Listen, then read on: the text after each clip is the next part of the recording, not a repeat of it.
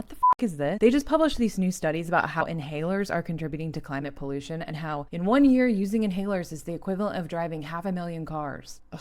Now, if you have asthma, some inhalers are worse than others. So if you can get your hands on a dry powder inhaler rather than one that uses HFAs, that's great, but that's not what this video is about. This drives me nuts because this is a classic example of let's blame the individual instead of the big corporations and overarching systems that are actually the problem. Because look at the bottom of this article. One of the study's co-authors said, it's really on all of us to try and do our part in reducing emissions. What? You're putting the onus on people with asthma, many of whom either wouldn't have asthma or would have less severe asthma if it wasn't for the big polluters and the lack of government oversight on things like air pollution and various toxic chemicals. They do this all the time. They did it with recycling. They put all of the responsibility and guilt onto the consumer instead of Coca-Cola just not shoving plastic bottles down our throat. They did it with cigarettes. For decades, they told us they're healthy. Even doctors told us to take them. And then once everyone started getting lung cancer, they're like, oh, it's because of your personal life choices.